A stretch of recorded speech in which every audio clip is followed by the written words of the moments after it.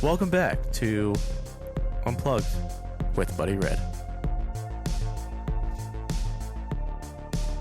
Let's get into it. Yo, good morning, afternoon, evening. Today we have an absolute legend with us today. A husband, father, content creator, music artist, graphic designer, and so many other titles that I can't list. There's never a lack of content across any industry where you can't find JayOmega. With so much to talk about, let's just dive right in. Welcome to the podcast, bud. Here, it's good to be here, brother. Thank you for having me. Yes, sir. Just so the listeners can learn a little bit about you want to give us like a rundown of like your life and how you got into so many different, like, I not so many different things, just how you're in every, like, it feels like you're in every possible like industry, or if you can think of it, you're in it in some type of way. Yeah, man. I mean, that's a long story, but I'll start with music because that is what's been the biggest part of my identity over the past 20 years, I would say. Mm-hmm. And it's crazy to say that. It's crazy to say, like, I really don't know anybody who's been doing anything for 20 years. That's around my age anyway. But in terms of like being who I am within the space of content creation, it started with music. And that was as far back as when I was 13, when I first actually started writing little rhymes. But when I was 16, I started actually releasing music. Okay. And wow. so, yeah, so the background on that is, right, I am a younger brother. I have a basically 9-year-old older brother. We were raised in the Bronx by a single mom, and my brother, again, significantly older, honestly, was a aspiring rapper. And so when he was, 16 doing his thing, and I am 5, you know what I mean? I'm just looking up to him with the utmost, like, not even respect, but admiration. He was basically like my superhero coming up. He was like my father figure coming up. He was my, my beacon of like what I should act like, you know what I mean? Because I'm thinking, well, this is how my brother is. So at some point I need to be like that. So I just really loved hip hop. He let me listen to the music that he was listening to. I got really big and heavy into Eminem as young as I can remember.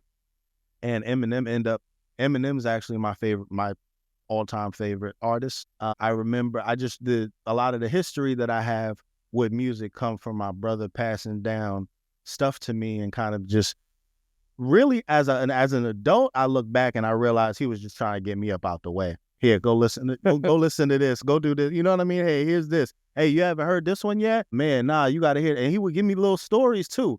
Like, this one is doing this, and this one is having beef with this one. I didn't know what he was talking about, but I'm like, yo, I'm enthralled with it. And I'm listening to all this music. So then, it's crazy because then that turned into me wanting to be an artist. He would go out and record, let me hear the music that he was recording.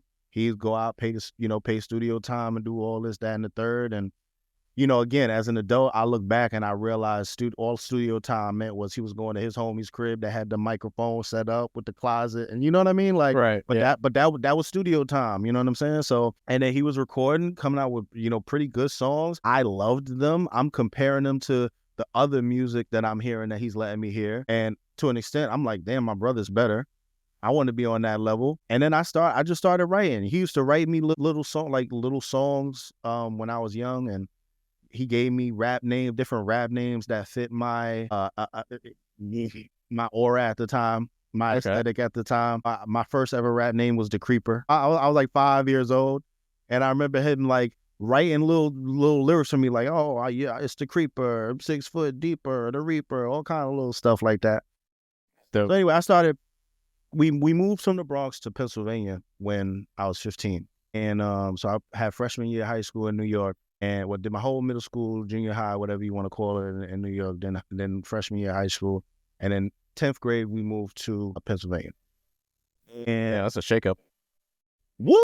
Yes, it was. It was a shakeup. And me being a 15-year-old kid from the Bronx who really was kind of a knucklehead, we moved at the right time, and my mother did it right because we had the crib out here in 1999. She actually bought the house. And it was really just like a summer home. We came out, we pulled up with, And it was nice for what it was, especially for me, because at that time, I'm like, what, 9, 10 years old, taking little trips out to the post and all that. So boom, you know what I'm saying? She had the house already. I was messing up in high school a little bit too much, and she just figured that was the time to get me up out of there. I was just kind of going the wrong direction. My brother had already gone somewhat the wrong direction in his path. He dropped out of high school in 10th grade. And, my mother was a police officer for 20 years. So Oh, wow. Yeah. him dropping out of high school, she wasn't really cool with that, but it's just crazy how things worked out. She didn't want it to be that way for me, so she moved me out to PA. She's like, you're gonna get this shake up, my guy. So I got the shake up, and then at that point is when I actually got my first computer. I had got my own room for the first time in my life. There's a lot. I'm not even gonna go that deep into it. But long story short, boom, started releasing music at 16. Then started around the same time doing my own graphic design, because as most creators will tell you, they can't afford to outsource for a lot of things, especially when you're starting. So I'm like, well, I got mixtape covers. I got to do this. I got to do that. I had already been going to school I had already been majoring in graphic design in high school. So I had some Photoshop experience, a absolutely pirated Photoshop off of like LimeWire or whatever it was, bro. BitTorrent, it might have been, bro, but absolutely pirated that shit. Got a serial code on that motherfucker, threw it in, and I had I was rocking with Photoshop CS3 for a minute, bro, like the 2009 version of Photoshop for a mad long. And yeah, because I couldn't afford it. It was like $300 at the time, bro. Right. So it's absolutely ridiculous. So like, boom, I've been graphic design, just like to throw it in there. I've been graphic designing for that long. So like that title has been there for almost 20 years as well. Because realistically, I started in high school with the majoring. And, from the music and the graphic design, it has led into podcasting. And the podcast started in 2016. So the podcast was, it could have been 9, 10 years old, almost coming up at this point, but it did sadly have to end abruptly in 2022. But it was a 6-year-old podcast that really did well, in my personal opinion. And we got to meet a lot of great people through doing the podcast. Countless great people. We had it was a 6-year-old podcast. I think we had 333 episodes or something like that. Oh, wow, that's awesome. We did not miss a week. We had, I don't know. We just had I think we had a really good thing going. And I think through the people that we met in the podcast, that led me into being connected with a lot of different content creators of all different aspects. So that's kind of how I got where I am now. That's awesome, dude. In a long-winded way of saying it. Wow. I didn't realize I know you've been doing just content type things forever, but I didn't realize it started that young for you. That's awesome, dude. Man. Yeah, I was coding people's pages in MySpace for money in 2007. Wow. I was selling because of the graphic design aspect is what I'm saying. I wish I can go back. I wish I can go back and see some of these pages. I literally had your page looking phenomenally original. And it was. You couldn't duplicate it because the whole page was a graphic design. Every button was like strategically placed, and there was no, I want to say, what's the word? There was no like default coding in there at all. It was all something different. And, from there is when I started hustling, because I didn't go, so there's a lot of background about me, honestly. And I don't want to derail the show. No, you're good. Go ahead. But, I had a lot of time on my hands when I was younger. I didn't go straight to college. I didn't go to college at all. Okay. So high school graduate after school, I thought I was going to go. I wanted to. But when I moved to PA, I didn't have the mindset of, I got to immediately start getting ready to learn how to drive and, go through all that sort of thing. So I didn't get my license till I was 19. And that was bad for me because I ended up having 2 years off of school because I didn't really have means to make it up to my classes. So, I had actually went through enrollment and everything, and low key I dropped out, but they considered me that I dropped out because I was enrolled, but I couldn't, when I realized I couldn't make it to the classes in the way, because they were all split up too. It was weird. Right. And I said I couldn't do it. They were like, well, you got to drop out. It was so weird. But anyway, I had a lot of time on my hands. I played a lot of video games, and I'm sure we're going to get into gaming. Yeah. Because gaming, obviously, for a lot of people, started way earlier because of my 8-year older brother, right? So I had a lot of time on my hands from the years of like 17 to 19, 20 maybe. And a lot of that time was spent for a while on MySpace doing what I was doing, just making music in general. And when I wasn't making music, I was playing video games, boy. There was no streaming back then. There was no certain things about content creation back then. But man, do I wish that would have been the time when that shit popped off, bro.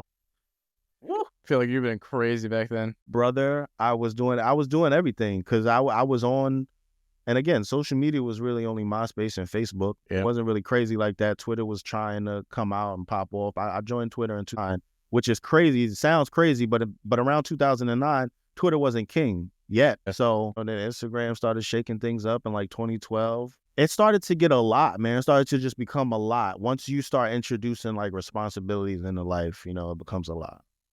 So yeah, I started it feels like a long, long time ago, but within the realm of how content creation is today, I feel very old in how I approach things, and I feel very new in like the space I'm in, because content creation is just so different than it was back then. Well, it's like constantly evolving. It is. You can look at it from, pre-COVID to now. It's like an entirely different landscape. Honestly, we're in 2025 now. Just 5 years ago when COVID happened, like, it's kind of crazy. Just like how much everything's changed just so rapidly, and it's never the same year to year. And from that alone, 100%. You just gotta it keeps you on your toes for sure if you want to stay in it at all. Yeah, I like I said, man, I want you to have time to ask whatever questions you want to ask, but I have a lot to say about COVID too, bro. COVID really fucked me up. It fucked a lot of people up, but it really fucked me up. Yeah. If you look at my catalog of music, you see where it ends. Yeah. And I did not have a okay time throughout the last 5 years, but I would say the last 2 years between 2020, late 2023 and now, I've found a little bit of more of a balance, especially with my second daughter being born. But I was depressed for a long time, like just not good. And even with streaming, I started streaming in 2023, early 2023, like January, and I wasn't streaming Fortnite. I didn't have nothing to do with it. It was a whole weird situation, honestly, which we'll probably get to. But I had to stop because I wasn't feeling that. And there was so much going on, man. Yeah, it was just such a weird time in general, and it just shook the world really. And yeah, and for those who, because I kind of went through the same thing to a degree, because I started streaming probably 2018, I think. I'm pretty sure it's 2018. Mm-hmm. So I've been on and off content for years now, purely just as a hobby. But I really excelled in TikTok during that time, but streaming and everything else really fell to the wayside. And it was such a weird, like, has so much more time, but also just like when it came to the aspect of the world and trying to navigate life when things are closed, you can't express yourself normally that you're used to. It was weird. So even though you still had the same outlets that you always had, it just absolutely just kind of blew up in your face almost, which was just It's a weird time. How long you been married? Less than 2 years. So you weren't during COVID? No, we got married 23. Were you living together? We started dating right before or during COVID, like right as COVID started. That was probably hard too. So we started seeing each other in February. And then boom, lockdown. Yeah. So basically our entire beginning of the relationship was COVID. Crazy. So that alone also shook up things when it came to content and everything, for like trying to navigate that with COVID and everything else is. Yeah, because what I was gonna mention was it shook a lot of things up in the house too. We got married. I've been married a long time, with my wife a long time, and so we had a whole routine and just kind of knew it shook up everybody's routine, but like we weren't like I feel like every individual had been shaken up by COVID because of the things you mentioned.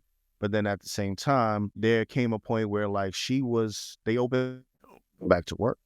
And so she was allowed to go back to her salon and do nails and do what she needed to do. But my job was like, nah, y'all need to stay home. Y'all could just work from home. Mm-hmm. And so it introduced a new dynamic into the household where I was home all the time. And it basically birthed one of my other content creator identities as the work from home dad, because I then became like a stay at home father figure for my daughter, right, who was just turning 3 in May of 2020. And there began like this era of me, this new evolution into parenthood, into fatherhood. And that really shook me up. That's what like a lot of that really took control of what was going on internally with me, even externally, because I was just there all the time.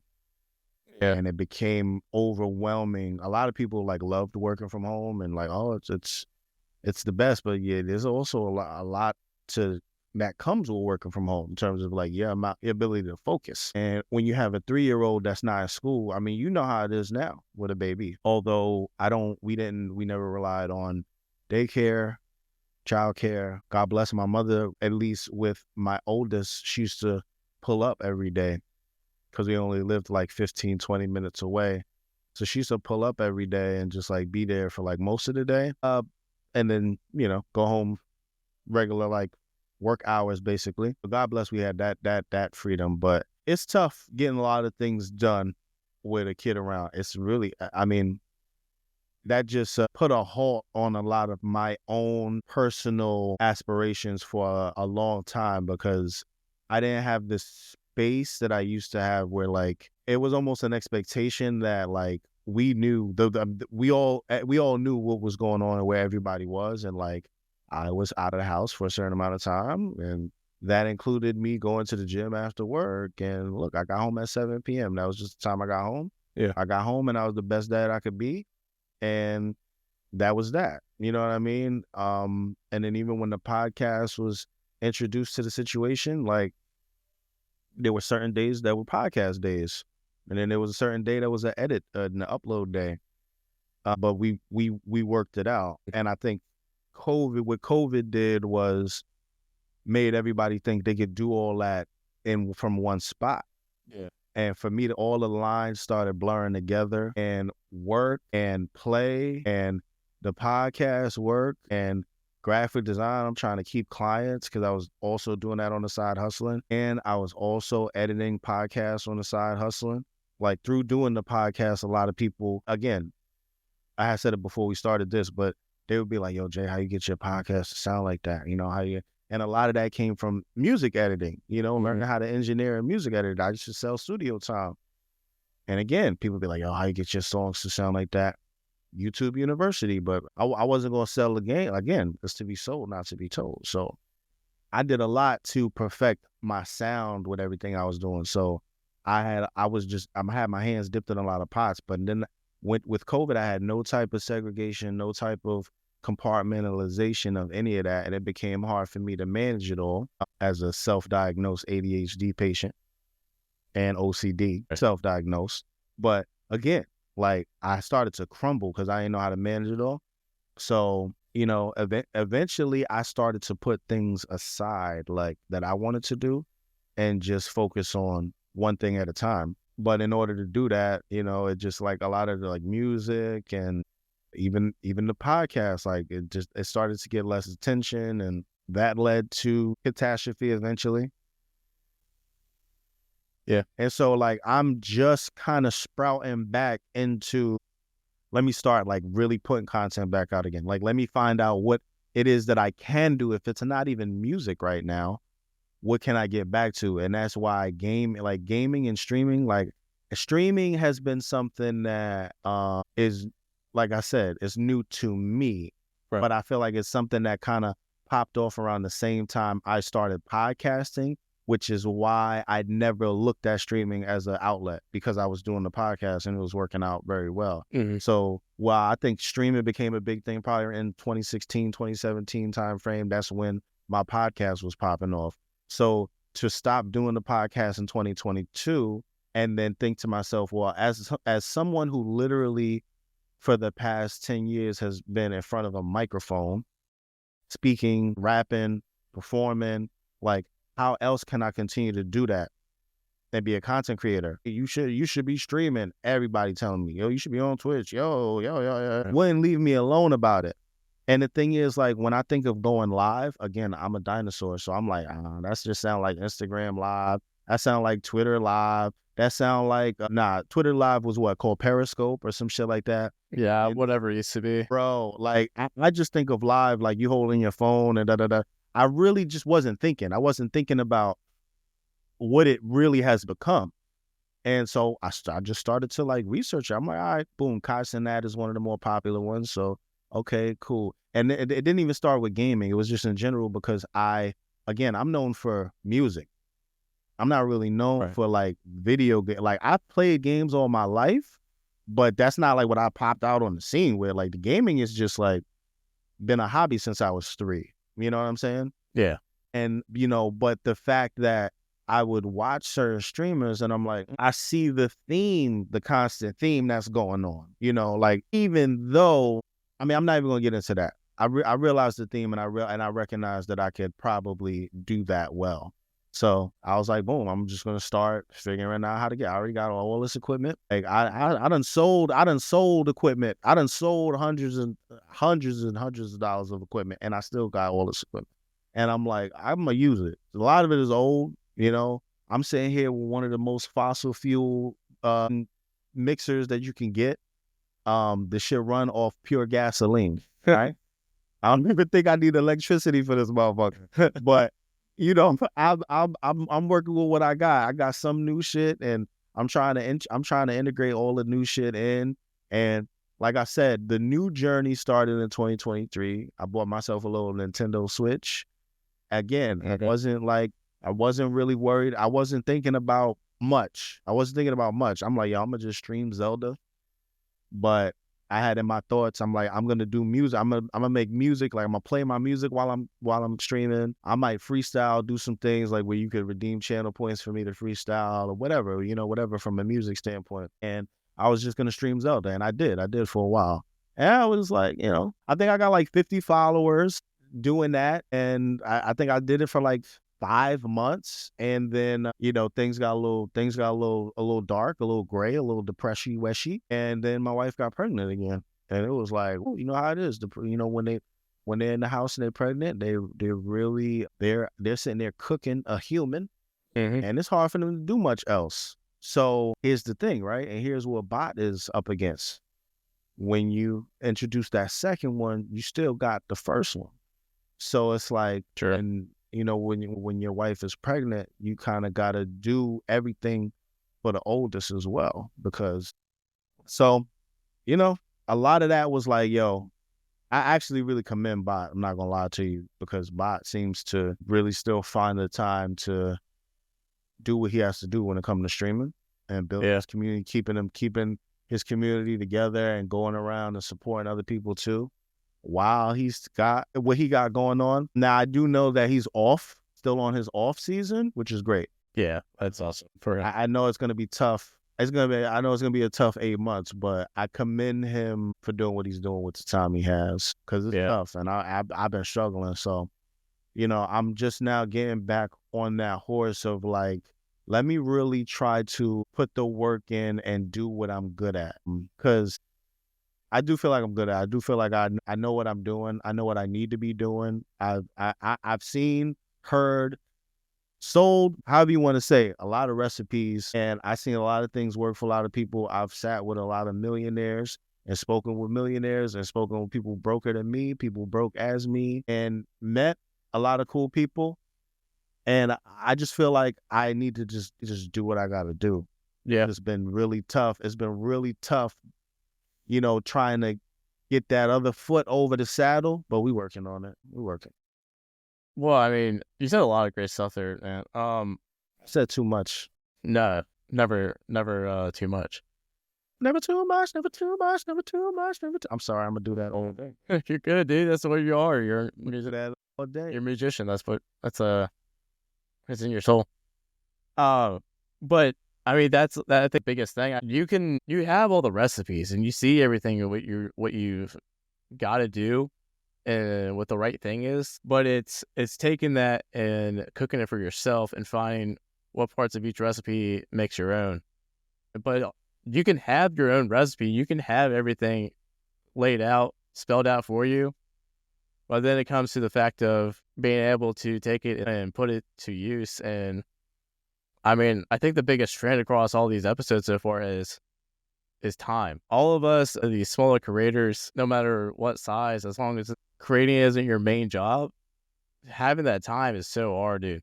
Like being able to find the time to curate, and because time is money, and either you're finding your own time to do it or you're paying somebody to make up for the lack of your time. Nobody's got both. But that is a fact, especially the older we get, man. Exactly. There's a common trend as I look around at my peers and those that are older than me, and I start to recognize what is happening as I'm approaching the age that maybe they were 5 years ago. I got a few longtime friends now that I'm an old man, and some of them are a little bit older than me that I've known, a few years up in high school, whatever it may be. And there were times where I would look at them when they were the age I am now, maybe even the age I was 3-4 years ago. And I would have so many questions. Let's put it that way. I had so many questions about why they were where they were mentally. And now I'm kind of like, I'm there mentally. Yeah. And I'm looking back and forward at those people, and I'm like, man, I salute you. I salute you, especially the ones like who had kids before me, for instance. Mm-hmm. And again, parenthood is ever changing. It's going to be an ever changing thing, and a book that goes on hopefully for a long time without end. And it will always be some crazy chapters. And the thing is, like, again, I got a lot of friends that had kids young, and you don't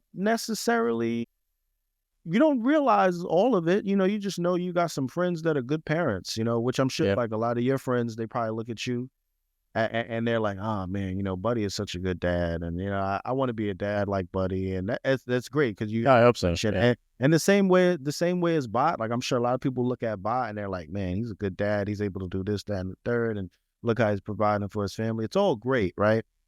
But then when you have kids, and you realize what it's a massive sacrifice, and what it takes from you. Yes, man, what it takes from you. You then like turn around and then you go back to Bot and then you say, no, you actually, let me give you a hug, brother. Yeah. You know what I'm saying? Let me give you a hug because you probably need it, knowing what I know now. So it's just, it is a lot, man. We go through these different chapters where like it could be hard sometimes, but again, knowing what to do, knowing how you need to come out on the other side and putting the work in to get there, Yeah. Having a focus, having a purpose, it's important because like, I went through a little bit feeling like I didn't have a purpose. And then that turns into like identity crisis. And then that turns into imposter syndrome. And then before you know it, you got early onset midlife crisis going on, my brother.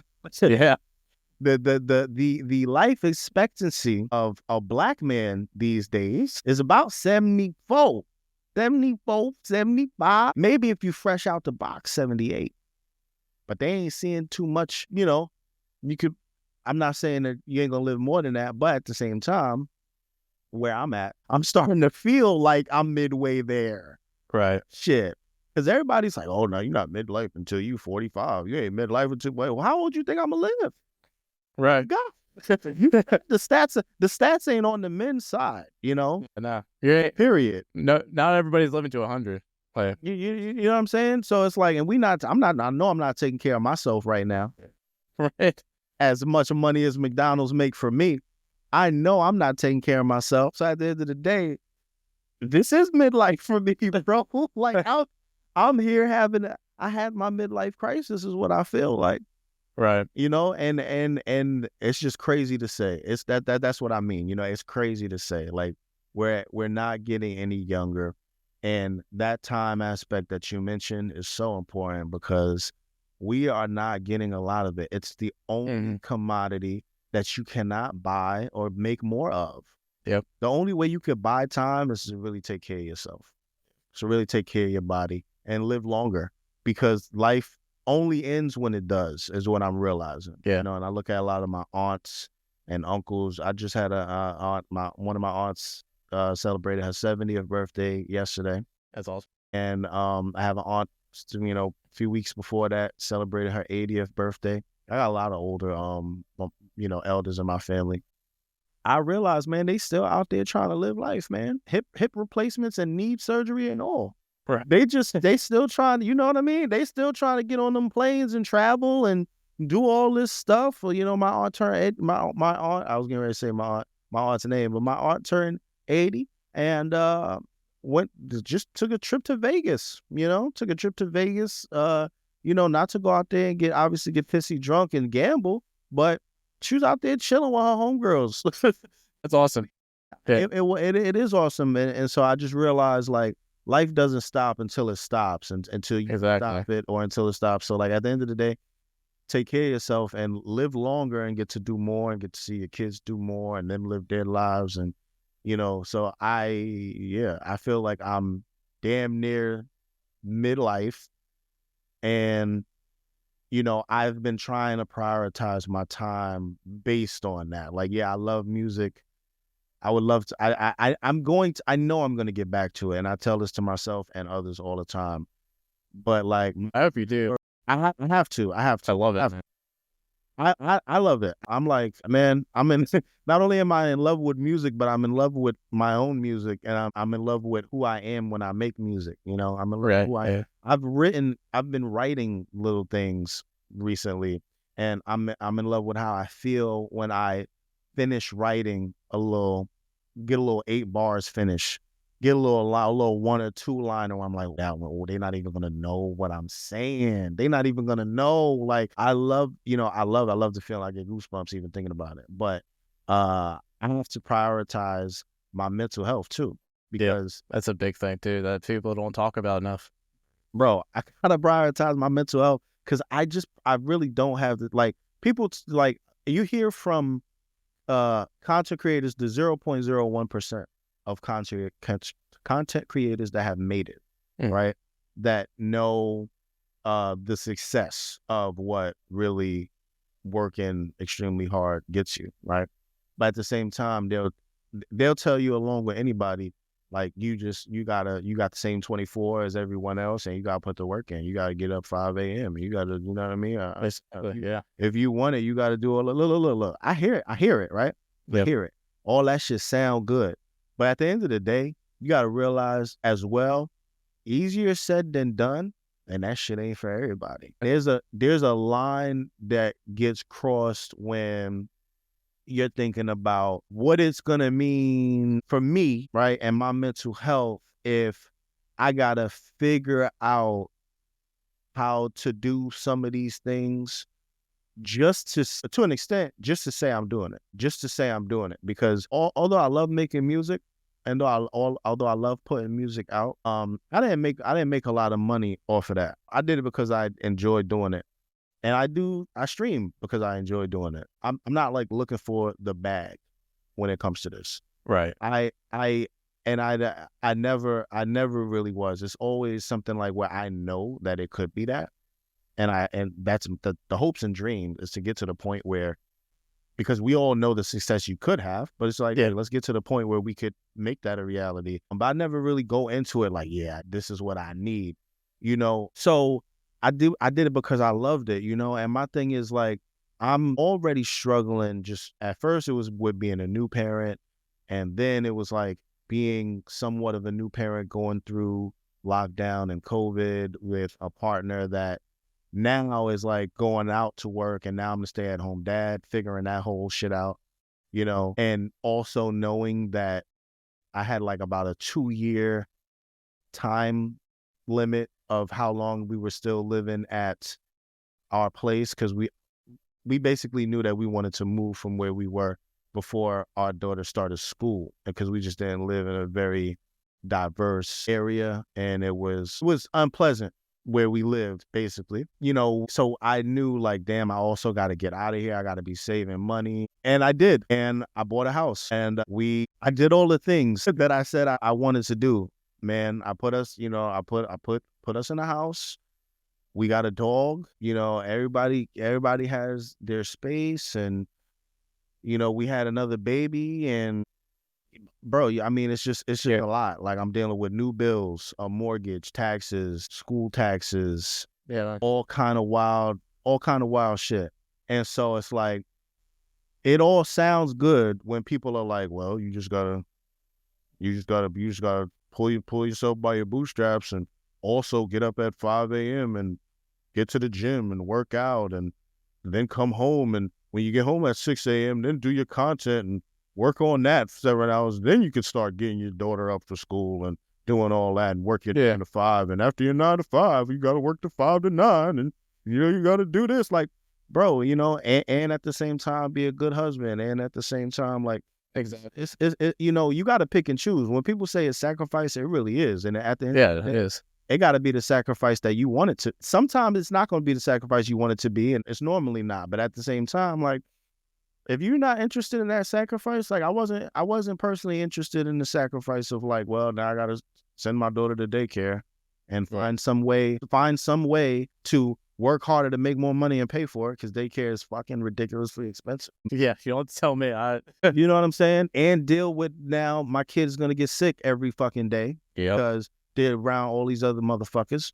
You know what I'm saying? Like, let me just go ahead and introduce that stress only to allow myself to go to the gym and make some more content, get some more music out to my 3,000 followers, so I can, oh, by the way, I got to make videos. So, when I come home now, I can't come home and be a good dad. Well, no, I booked a video. I booked a studio session, and I'm doing the podcast, and I'm doing this, and I'm doing that. Like, I would never be home, bro. I would never be home. I would never, like, and the thing is, maybe that's appealing to some people, but it wasn't to me, especially not in a time where, like, I was also trying to figure out what I need to go through to buy a house, and what I need to go through to do this. And it's just too much. It's just too much. So I've personally, for my mental health, I've just, like, I used to go to the gym every day, bro. Like, just to add contents. Like, that used to be something. It used to be every single day, sometimes twice a day.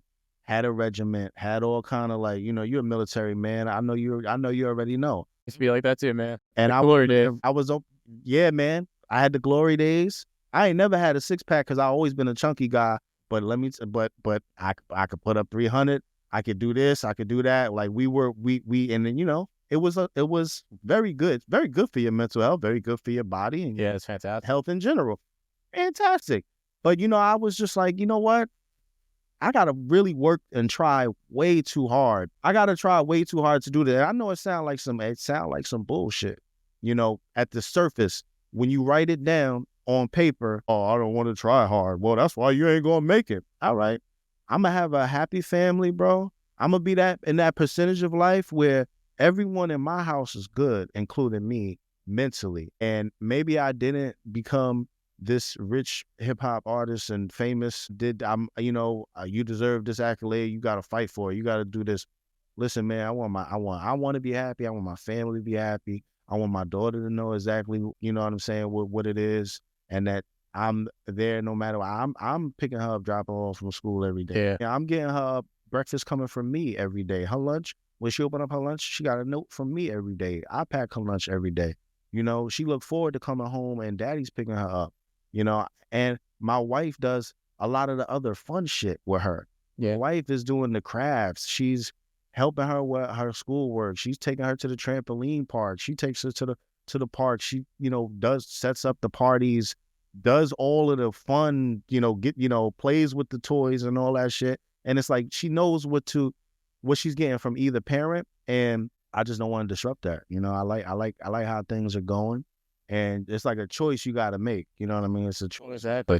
You want it that bad, then go for it. I know what it means if I want it that bad. And there's no, even my wife used to tell me, my wife still to this day tells me, Jay, you could do that. Like we be having conversations where she'd be like, look, we could figure it out. We could figure it out. You are talented enough that if you just really locked in for this amount of time, and I'm like, yo, I don't know. I'm not interested in that nightmare of what that means, of just what that means. Yeah. You know, even when like we toy around with her talking about, oh, well, what if you got a new job? And I'm like, yo, that's too much. That's a whole another thing that adds on to that. Like, there's too many like, unknowns too to that. Like especially when you have to support family.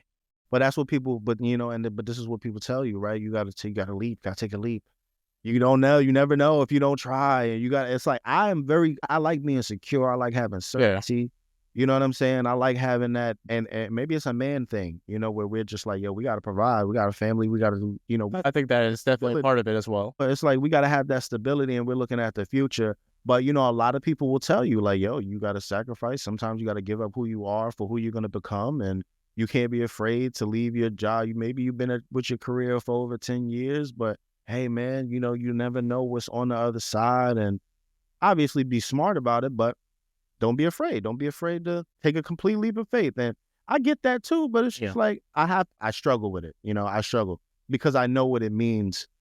If I don't end up being that again, if it doesn't work out, and I know you can't lean on that, but if it doesn't work out, like I know what else it takes for me to continue for that to work.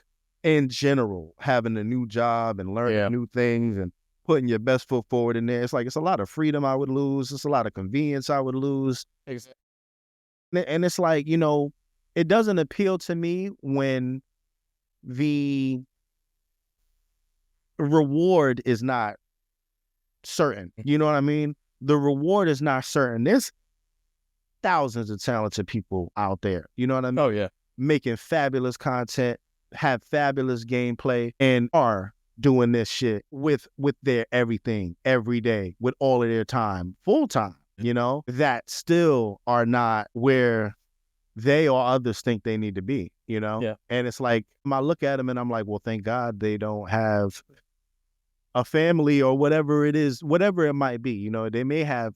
Yeah, I think that's some of it too, is like, it doesn't matter how good you are at something. You could be the best at it. You could be like, there is literally nobody else better than you.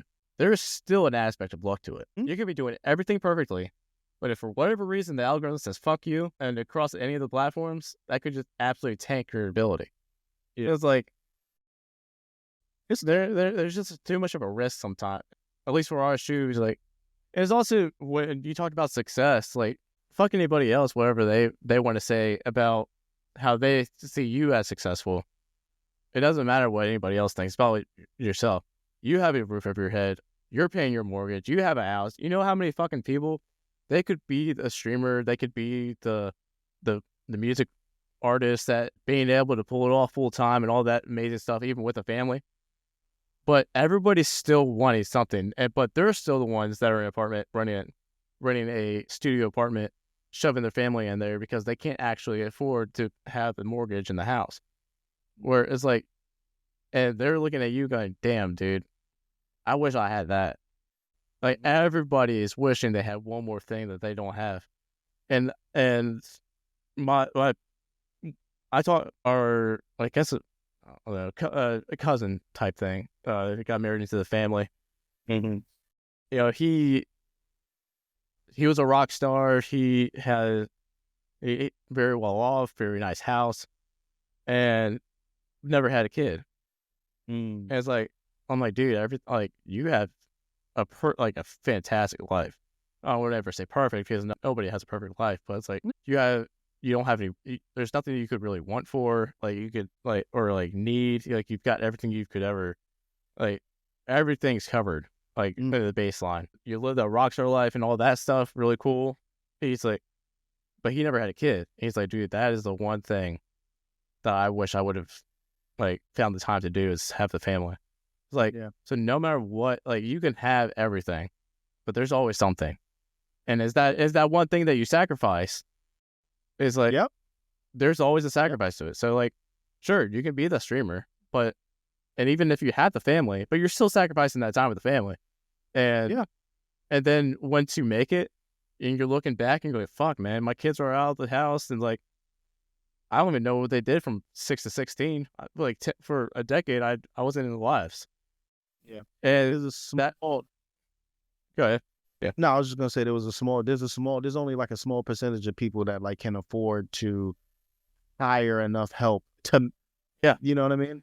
Exactly. I mean, so since none of this is official, but I have people mostly from TikTok, because my TikTok is like still technically my largest platform. It probably gets the least amount of love from me, but it's where I get most of my business from, like from business emails and stuff like that.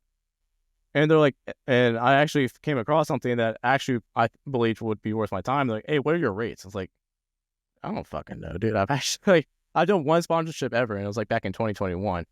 Yeah. But I was sitting here, I'm thinking, I'm like, all right, so what do I think I'm worth? And I'm doing all these numbers. I found all these equations and stuff, and I'm like, all right, so this is here is like what I could be worth. But realistically, I don't know how I can do this on top of keeping up with my content, which I have to prioritize over adding in more sponsorships. But sponsorships give me money, which allows me to do more with my content and everything else on top of that. So I'm like, all right, so how much do I want to value myself, first off? And then I want to so if I'm doing these, to make sure I put out a good quality where they'll be happy, where other people could see it and say, hey, I liked how you did this sponsorship. I want to come to you for this as well. And so I said, all right, the way that I brought it to myself is, I found this equation. It was like, all right, on the back end, I'm worth this, but on the low end, I'm worth this. So everything I did for myself, at least for now, until I get better numbers and stuff, I took the low end of, if it was just purely me doing it. Then I added the fees of, all right, here's what it's going to cost to hire an editor. Here's what it's going to cost to do this. Here's what it's going to cost to do this. I tacked that on. I said, all right, here's my final number.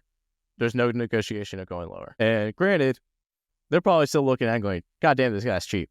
But they might. But to me, at least I know that I'm at least getting. You need to. I'm getting what I think is more than enough, because some of these fucking companies also just pay out the ass for like little baby streamers that really have no business in getting like thousands of dollars for something, anyways. But it's all a part of it is, what is your time worth, and where can you get help? Yeah.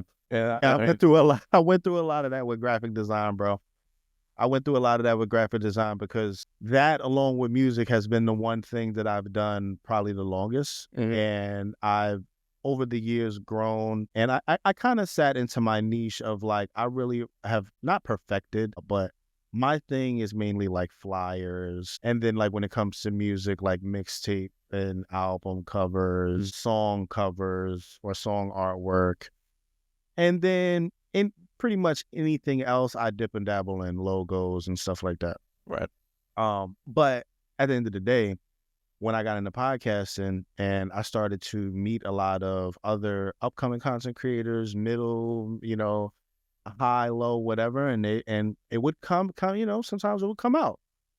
Oh, you did that? You designed that? What are your rates? People ask that all the time. What are your rates? What's your time? I mean, I went through a lot of trying to figure that out over the years, and I did. I did, and I think I'm also comfortable with where I ended up. And I do know that, like you said, to some people it's very low, to some people it might be very high.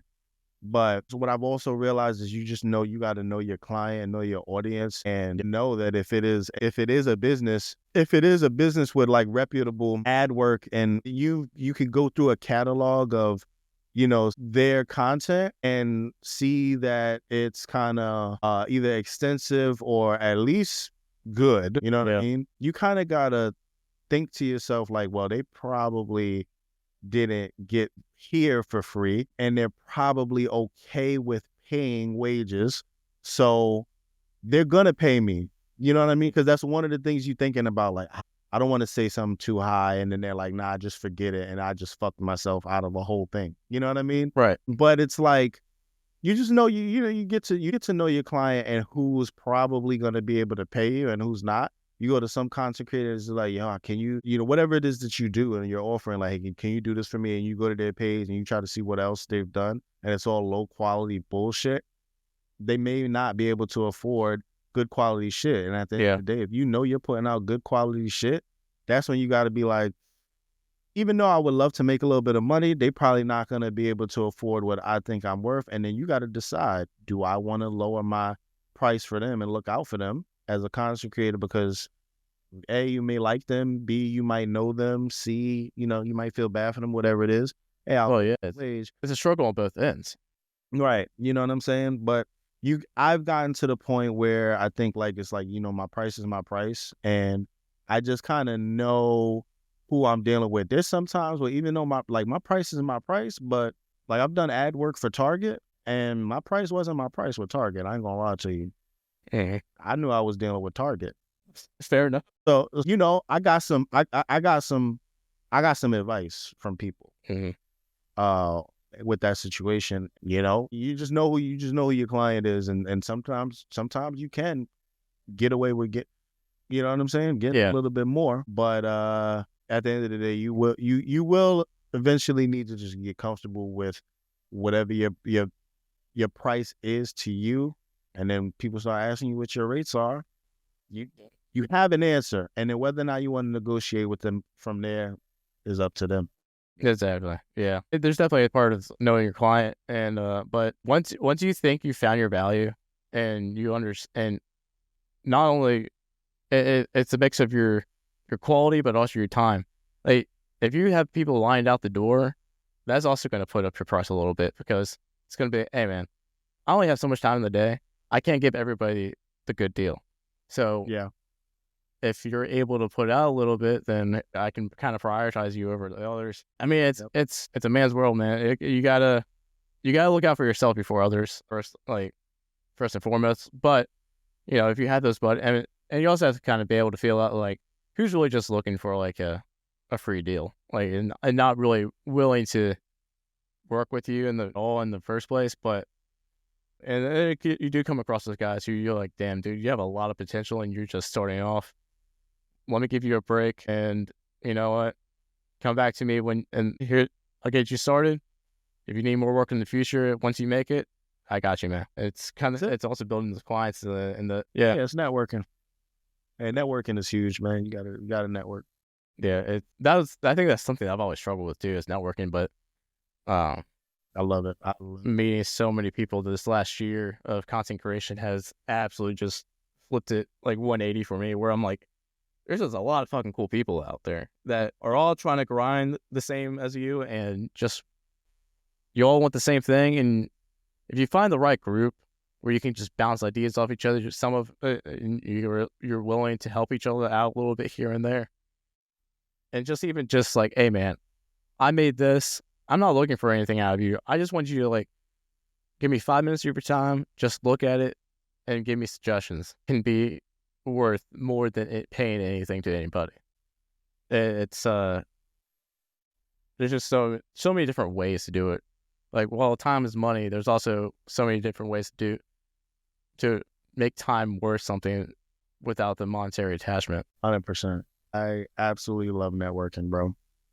That's my bread and butter too. Yeah. I love talking to people. I love chopping up. I love getting to know people, getting to know what makes them tick. I love psychology, love getting to understand how the human mind functions and what appeals to people, what turns people off, and how to, it's really genuine for me, because I'm honestly like, what I seek to do is put joy in people's lives. Especially these days, like the older I get and the more I watch my kids get a little older, and just after having kids and after really falling in love as well with my wife, I'm just a changed person than I was 15 years ago. Let's put it that way. When I was 20, 21, 22. 24. You know what I mean? Like, right. I'm just a different person, especially from when I was a teen, but I've always been this way where it's like, it interests me, like how to get what I want, so to speak. You know what I mean? Ever since I've been young, it's like, well, I know what I should and shouldn't say to grandma to get this or whatever. You know what I mean? Yeah, totally. But now it's these days, it's like, what can I do to make this person happy? What can I do to like get like, I know, I enjoy it. I honestly just enjoy it. I enjoy like providing like little quirks in people's lives that provide them a little bit of happiness that they can take with them. You know what I mean? And then maybe give to somebody else. Like, I love seeing Baby Red and then sharing bits. You know what I mean? Yeah. Like, that's one of my little things. You know what I mean? I had to go add bits today, bro. That's why I was like, show Baby Red, bro. I don't even got no bits for you, bro. I don't even got no bits for you. But I love doing that because it's my way of like showing a little love every day. First of all, she's adorable. I appreciate the shit out of you. But so I see her. I'm like, damn, she's the cutest, right? So I want to have a little celebration for her, And then that's also like a little thing for your stream. You know what I mean? Yeah. Like now that's a little, that's a whole like aspect of your stream every now and then that'll happen. And if I'm there, that'll, it's kind of like automatic. And then it's like, something that you and everyone could take with them as something that is like, that was cool. And it's like low key, I know it's cool. And I love that. And I want to do that everywhere. And I know, and I kind of like, I think Bot is the same way too. Like Bot knows what he's doing. Bot knows exactly what he's doing. He and everybody chat, dropping 5 here, dropping 5 there, dropping 5 there. Like, and that's dope because at the end of the day, that's what you got to do. That's what you got to do. There's so many different, like I said, I just say recipes, but there's so many different little things you could do to spark joy in people's lives that all it's really doing is, and whether that your intent is to try to blend communities and make your way in there, listen, that's fine. If you're doing it the right way, you're doing it the right way, bro. That's how I see it as well. Like, sometimes I be knowing, like, yo, I'm sending Kif over this way because I know if I do that, then maybe another time he'll do this. And hey, who knows? That'll turn into this and that'll turn into that. Like, there's no problem with being calculated. Not at all. I got no problem with being calculated. I'm very calculated. You know what I mean? I'm very calculated. This is why I love networking, and I love because I try to do it in the most positive way. There's so many people that do it with toxicity and they do it to troll. There's trolls on the internet. I know some really good trolls. You know what I mean? Some real, like personally in real life. And in real life, they are absolutely not that way. Like, I be talking to these people, we chilling, like having whole conversations about whatever it could be, real life discussions. But then they go on the internet talking some dumb shit because they know it's going to get a rise out of people. Yeah, that's looking at them like, come on, bro. I don't got the energy for that anymore. So me, I just be trying to show love, build communities, and hopefully it get to a point where, again, we know where we want to be, what we're doing, and how we want to continue to grow. So hopefully it gets to that point. But I really enjoy networking for that reason, because I've seen how it has worked for me with my music. I've seen how it has worked for me with my podcast, and it has also helped with my self-esteem a lot. I've always had pretty decent self-esteem, but like just seeing what I can do as one person, even with my 9-to-5 job, I network a lot. And it's kind of the reason why I'm at where I'm at with my job. Because again, I don't have a college degree. And I sit in a seat that a lot of people be looking at me like, he doesn't deserve that seat. But I hustle for this seat, man. Yeah. And I in the seat for a reason. And that's, so I just really love it. I love making friends and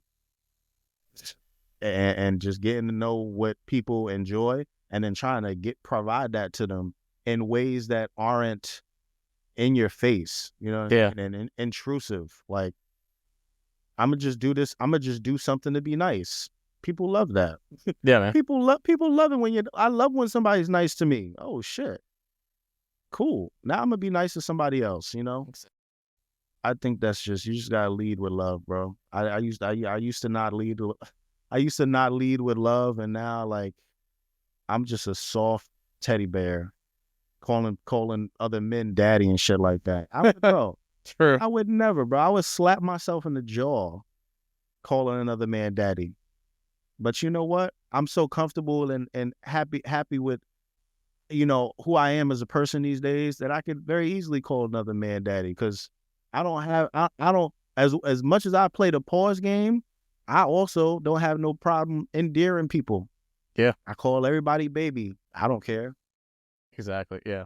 There's an aspect of having an understanding of yourself and really knowing yourself too. It's like, you can think what you want, man. I know who I am. For me, it's been a maturity thing, but not mature in the sense of behavior, but mature in the sense of mental development. Mm-hmm. You know what I'm saying? Yeah. I've had a lot of clarity over the years, and I think it'll continue as I get older, and as my kids get older, and as my marriage gets older. Yeah. And as life continues to life, I think more clarity will happen. And it happens for others too. I watch it happen for others. Coming into the streaming, coming into the scene of streaming, I really do feel like the old man. I feel like there's so many young people doing it. Oh my God, bro. Like, I feel like our little group that we have are somewhat around the same age. Bot's my age. AJ is older.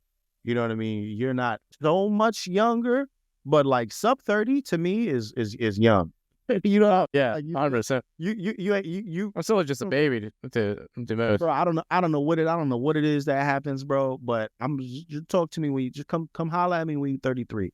I'm telling you, we're gonna be having a whole different conversation. You're gonna be whispering in my ear like, "Yo, Jay, remember when we spoke in 2025? Remember when we spoke on that episode of my podcast? Yo, I feel you, bro. I'm gonna be hitting you up in 2030, dude. That's gonna be crazy. I'm telling you, man. Like, it just come a time where, and especially whatever the new thing is, if streaming is still a thing, there's gonna be a new thing, 28 and 2029. You know what I mean? And you're gonna be tackling that shit as a content creator that been doing this. By the way, you've been doing this. But at the same time, now this is a new thing, and you're trying to keep up. Yeah. The 20-somethings, I'm telling you, bro. And then you turn around, like, I even commend AJ, bro. I'm like, I know what it's like. This shit is hard, bro. But I think about that too is that, like, I mean, you see all these 20-somethings that are popping off. You're like, good for them, man. They hit their luck and they struck gold, and that's awesome. But you also gotta think, like, the big streamers, they're not young at all. Not at all. Like Nate Shot, Ninja, Tim, they're all in the like mid 30s, if not late 30s. And might I add, the reason that is because they've been doing this. You know what I mean? They started when they were at that sprite ages of whatever, them 19 and 20 somethings, and they have grown to where they are today. And which is why I'm happy getting older and becoming wiser and kind of knowing what I need to do and where I need to go. Yeah, that's exactly where I was going with that, man. I recognize that, look, man, my youngest eventually is going to be like 3-4 years old. And when my oldest turned about 3-4 years old is when things started to like really get a little bit easier, more, she was a little bit less dependent. Now it's like, okay, all I got to do is come maybe wipe if she needs help, she's potty trained. And what I say to myself is, I know this is not going to be a forever thing. This hard chapter in my life right now is not going to be this way forever. And the only way that things are not going to work out for me, period, in general, is if I completely stop. If I continue to try to do something to continue to put myself out there as an entertainer at the very least. Something is going to give, and I'm going to have the ability to pour more into it eventually. And when I do have that time, I got to go crazy. And as long as I continue to do it, age really don't have nothing to do with it. I mean, look at Bush Camp Dad. He out here chilling. Bush Camp Dad done created a life for himself. And, you know, who knows what aspirations he had in his 20s and what he was in his 80s and how he felt about where he was going to be when he turned 50. You know what I mean? And it's just, there's just no telling. You know, at the end of the day, it's like you just got to continue to be who you are. And if you want to be seen doing it, figure out a way to be seen doing it, you know? So that's why I'm streaming. It's like, you know, yeah, I might have wanted to be a rap superstar, you know, for the longest, but I also got to recognize, like, you know, some things it's not always the right time. You know, some things are not always like what has to be. And I have to be open to what else there might be. So. And you have to be okay with what you think is going to be like the end all be all, what your massive dream is of being that, you know, rap superstar, I don't know, hanging out with Snoop and touring with Eminem or something like that, like, which would have been a crazy thing. But like, maybe your thing is like, maybe you're going to make it a streaming, and then you can have your music as a side thing. And then maybe that with that alongside tying that in, it becomes something that you can be like, hey man, I want to do a pop-up show here for this weekend. Instead of having a door and everything, there's different ways to incorporate things and be able to really show your true passion in different ways. It doesn't have to be the only thing that you got. Yeah. And I think what I was saying earlier is like, I think it's just entertainment in general. Yeah. Because when I look at me and who I've been since a child, it's been, you know, I was the class clown in school. I was the friend that always had the jokes. I was, you know, always just making people laugh, you know? And I think short of like pursuing comedy, period, when it come to music, maybe not so much, but it was the entertainment aspect of like, I'm still able to make people feel something with this. Yes. Okay, boom. And then the music is making me feel a way when I do it. Boom. That's what I'm going to lean towards. The graphic design, yeah, I could have just like did it for myself and never offered it as a service to anybody and just said, nah, I don't want to do it. But it's like, I did it because like, yo, I'm about to help somebody out. You know what I mean? I'm about to provide a service for someone. You know, I've always wanted to do that for people, like either entertain, provide something for them. And so like, I feel like now I've been able to set music aside only because I know that I can come back to it the same way I started the podcast. We started the podcast, me and my man Sayer. He's one of the long-term friends that I have that's older than me, had kids earlier than me. But he produced for me and we both rapped. We were in the same group. And, you know, he and I were trying to figure out how we could get more people to listen to our music, how we could get more listens, how we could sell more, you know. And so it was like, you know, let's do a podcast. Everybody's doing podcasts nowadays.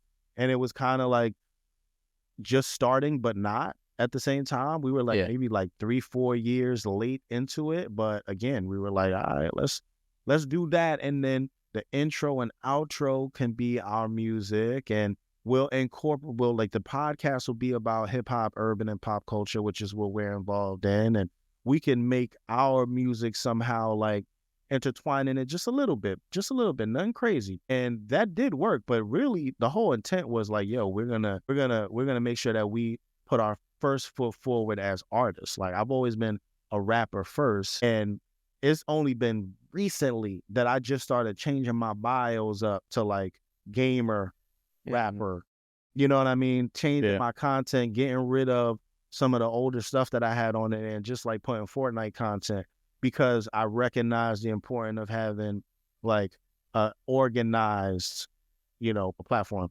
So I'm like, all right, I had to start switching things up, because although I am a rapper, I haven't had nothing new. I haven't put out a video, and I just realized how streaming is just so beneficial. I just realized how streaming is so beneficial, and the response is maybe not always instantaneous, damn near instantaneous, from the time you put it out to the response that you get. And with music, it's the absolute opposite. With music, you put so much time into the preparation. The beat got to be made. The lyrics got to be written. The song got to be recorded. The song got to be edited. The song got to then get submit to the DSPs. The song has to get approved by the DSPs. DSPs have to distribute it to Apple, Tidal, Spotify. You have to promote it. Your listeners got to find the time to go listen to it. They got to listen to it and then come find the time to come let you know what they think about it. And maybe they didn't let you know what they think about it because they wanted to listen to it 2 or 3 times first, and they didn't have the time to do that. And oh, by the way, you only get a fraction of a penny, of a fraction of a penny when they listen to it. And you might have spent $200, a couple $100 to get something put together. And oh, by the way, you want to do a video, which might at minimum cost $500 to shoot. And then you have to have the time to go shoot it. You might have done 8 hours of recording of the video that's only going to come out with 2 minutes of footage. Mm-hmm. You know what I'm saying? And so all of that paired with the fact that I not only didn't have the time or the money to put into that, but I could just put a little bit of more money into my stream setup, maybe buy a better camera, maybe get a little this, a little that, and literally instantly have people following me, showing love, throwing, gifts and subs. And like, not only am I appreciative of it, but my eyes are open. Like, okay, I see what we got going on here. And then of course, Dom, tried to like put his arm around my shoulder and be like, yo, let me show you. Cause he's been telling me like, yo, you should stream. Yeah. And I'm like, yeah, that sounds like it, but that sounds like this, that sounds like that. And I started, bro. And then again, you do the research, you start looking into Tim and Ninja and all the other big ones and start to realize like, okay, I may not have to be on that level. I may not even have to be on Bush Camp Dad's level. You know what I mean? I may not even have to be on the Happy Gal's level. You know what I'm saying? I may not even have to be on Prosper's level. But then you start to realize like, well, but there are some people making a living for themselves and they're not nowhere near these other people's levels. So it's like, okay, this is actually something that if you do work a little bit hard on it, you can actually make a living. I've like begun to start doing the math on like what my 9-to-5 provides for my life, right? And really right now it's everything. Yeah.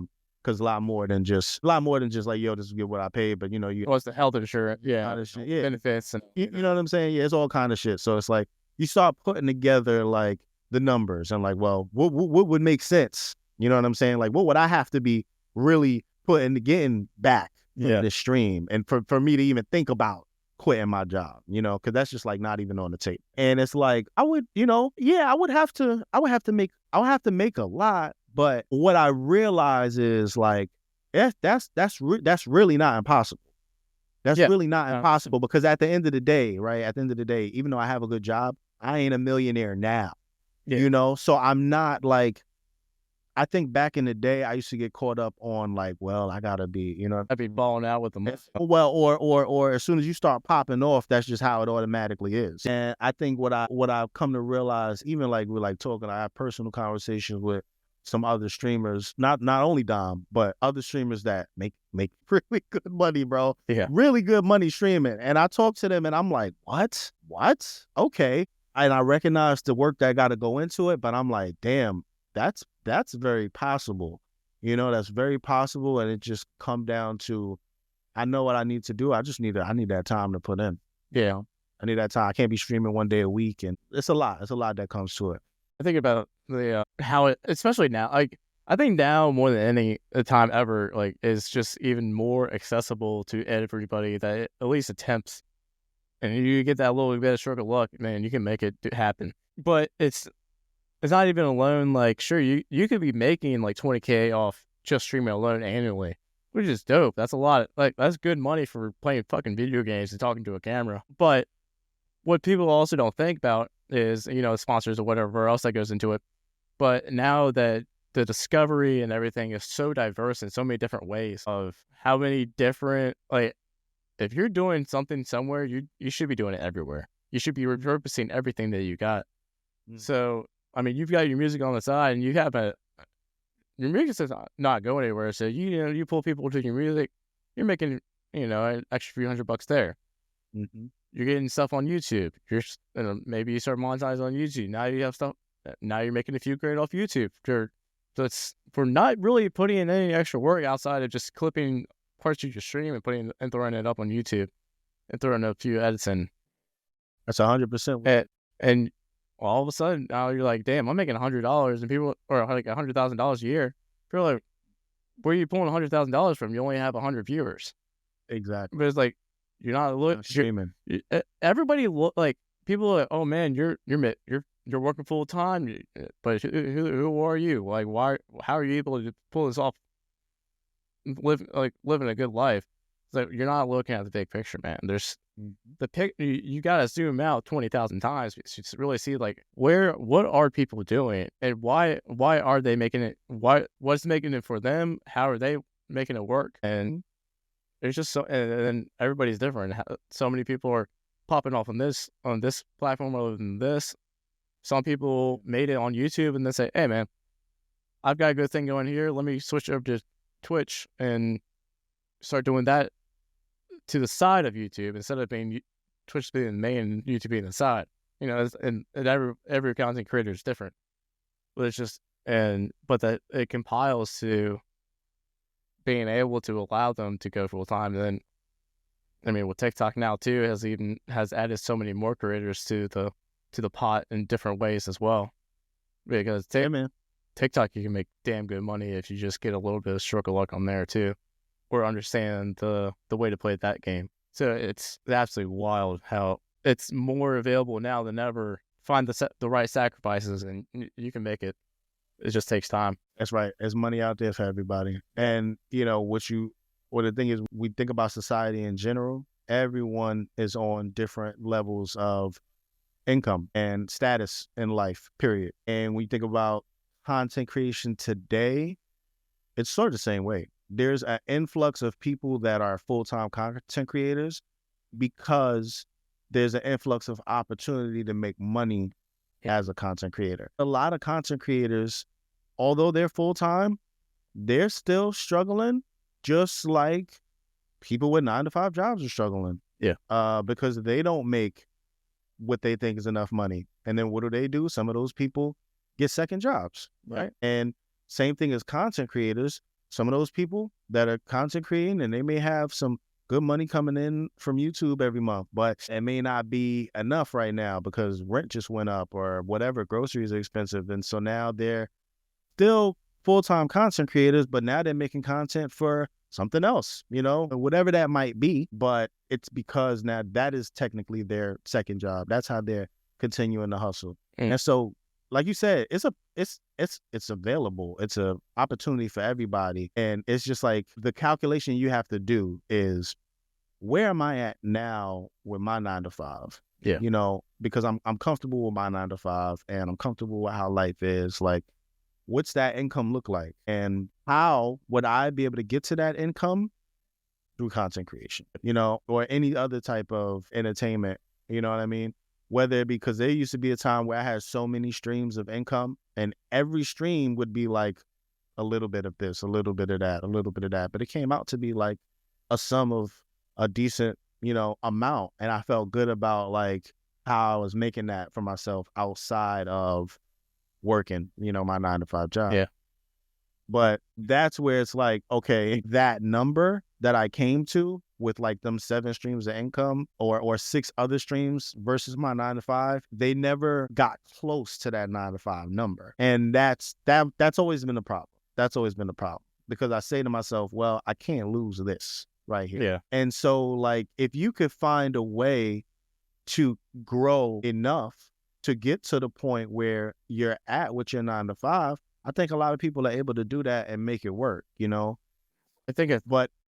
think it's something with that though, is that even if you, I don't know, let's just say you make $60K a year as your 9-to-5 and you meet that $60K and making content, that's not actually enough when you take all things because you're losing your retirement, you're losing your benefits and everything else on top of that.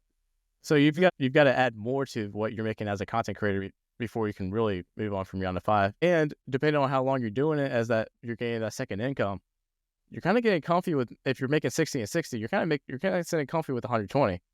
So how much do you really need to make before you're ready to stop that 9 to 5 and take on the unknowns of maybe one day people just say, fuck this guy, I'm not going to show up anymore, and then there's no more. 100%. But you're now talking about the category of middle class people who make, you might got some listeners that listen to this and be like, damn, 60K, I wish. I mean, that's true, but I mean, so if you have somebody who, let's say you have somebody who makes 30K, right? Let's say you have somebody who doesn't have kids, and thankfully, you know, they might live with their parents still, or they might just be in a situation where they don't have to make a certain amount of money without being on the street, you know? Yeah. They might really only make 25K a year. For that person, all I'm saying is, for that person, it looks a lot different. Yeah, to have to make it to 25K in content creation versus having to make it to getting K.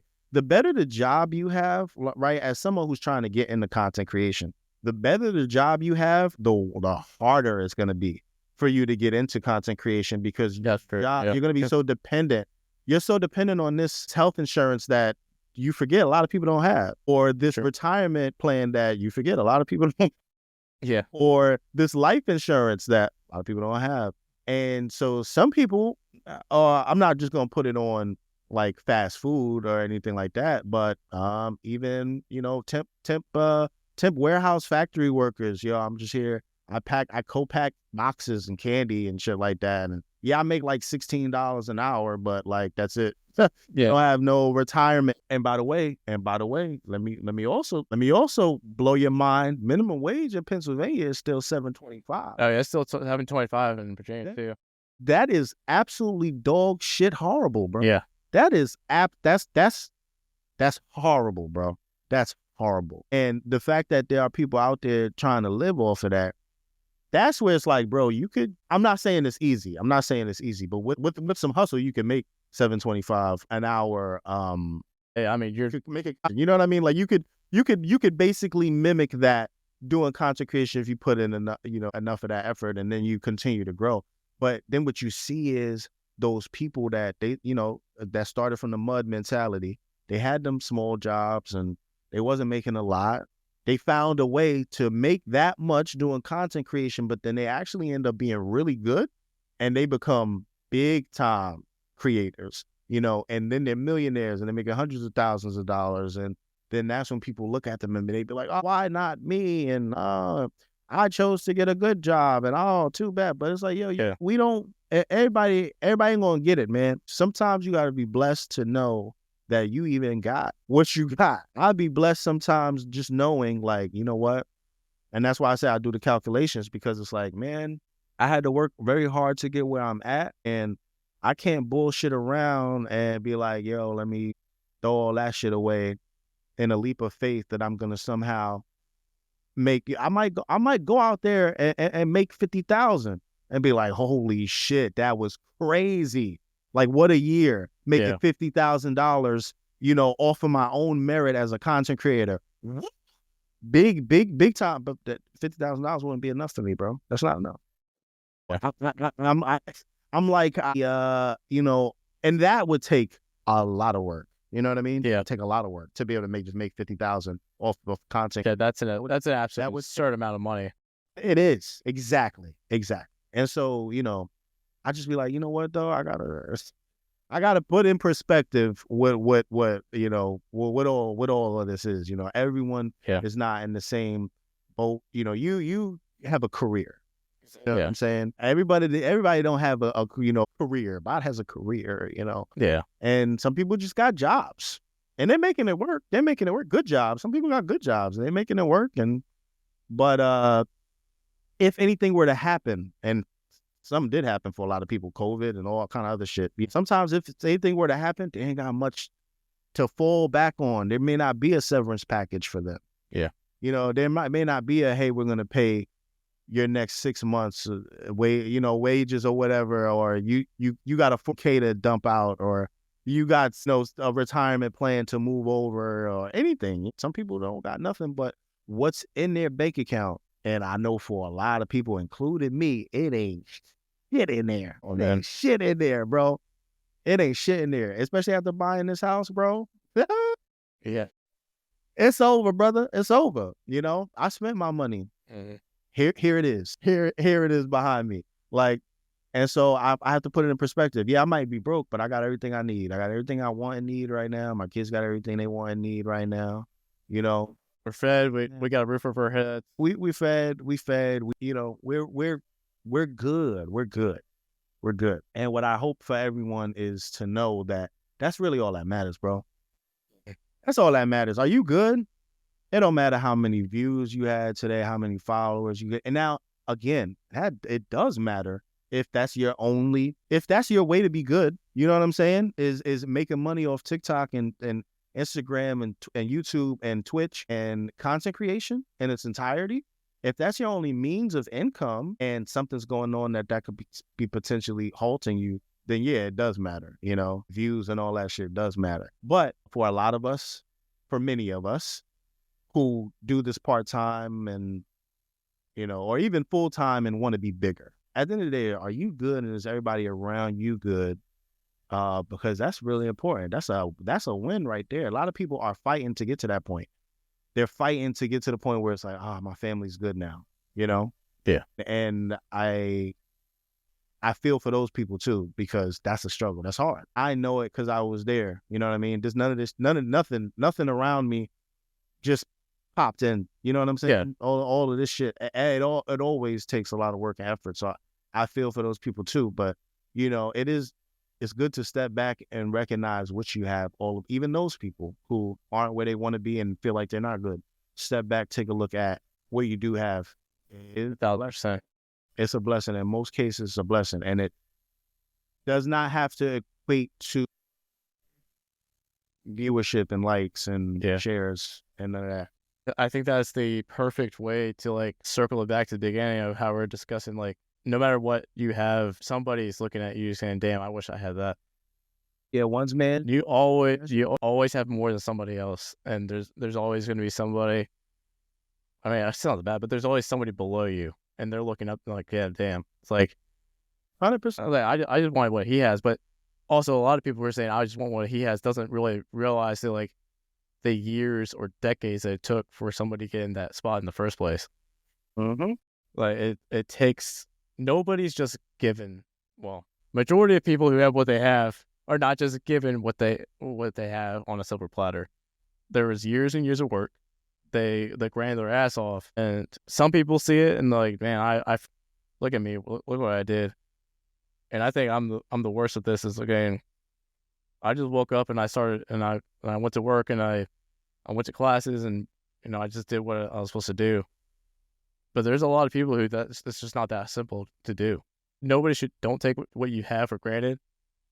And I think something that as a society we struggle a lot with is just looking at somebody like, yeah, good for them, they have millions, but it's like they didn't always have millions. Granted, some people are born into lives where they're going to have a head start, but nonetheless, you just got to wake up every day and put your bootstraps on and walk out the door and do the thing. If you the second you stop trying and the day that you say, fuck it, I'm just not going to try today, I'm going to lay in bed, that's when all your momentum slows down. Every day, even. And to tie this into a content way, something that on the podcast with Kiffer that we talked about, no matter what, like in the aspects of content, you can have a piece of content that's like, God damn, dude, this, like, I hate this. I don't want to upload it. Like, I spent like 3 hours making this, and I think it looks like it's absolute total dog shit.